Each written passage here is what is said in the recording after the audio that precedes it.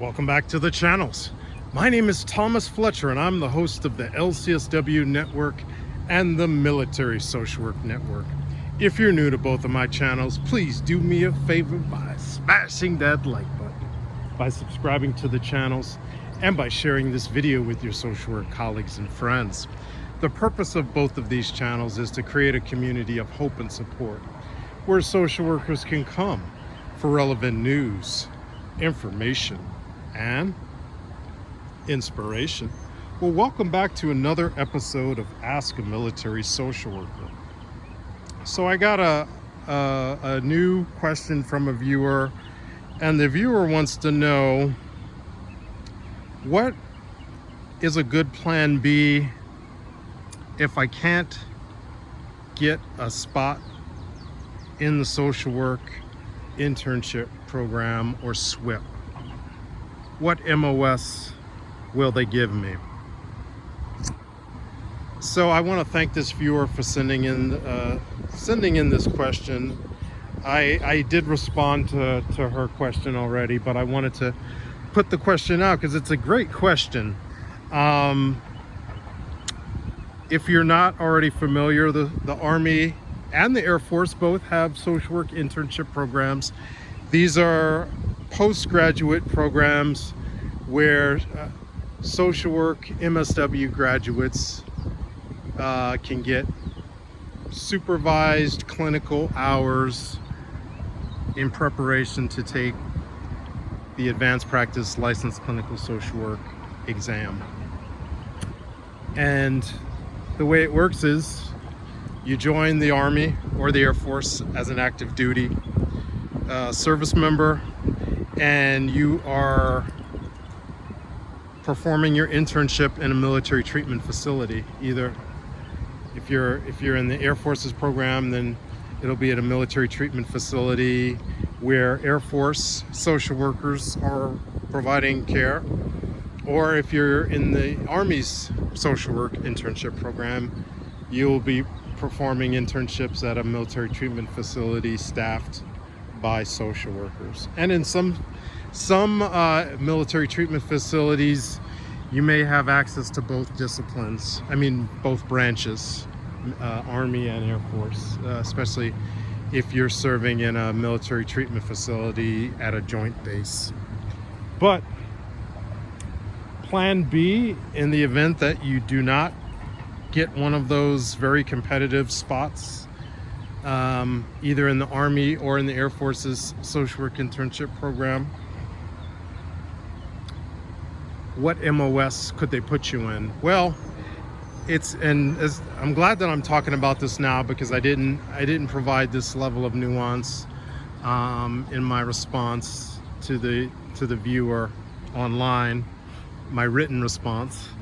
So the Army or the Air Force, but let's just stick with the Army. That's my wheelhouse. Since I am an Army Reserve social worker, and I've been serving in the reserve component of the U.S. Army for over 14 years, serving 11 years in the Army National Guard, and the past 3 years in the U.S. Army Reserve. So I like to think of myself as a subject matter expert, social worker, reserve component, right? So let's say you don't get one of the spots in the Army social work internship program and you still want to join. They're gonna put you in whatever they need. Whatever the needs of the Army are, they're gonna try to steer you in those directions. But this is where, again, you as the MSW grad, you have that piece of paper, that very precious diploma that says that you have all the privileges and responsibilities of somebody that has completed a master's in social work. You want to be very selective in terms of accepting if you can't get into the social work internship program. And let me also state, if you're not aware, you cannot become a social worker in any branch of the military until you receive your advanced practice license in social work.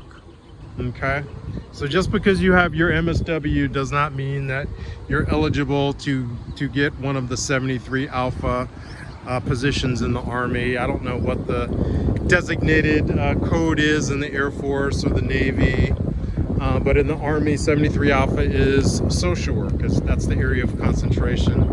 The MOS is behavioral sciences, 67 Delta, but once you're fully qualified, you're going to be put into a 73 Alpha social work position as a social worker. So with that being said, if I was a person that really wanted to join the Army and I wasn't able to get into the social work internship program, what I would request is either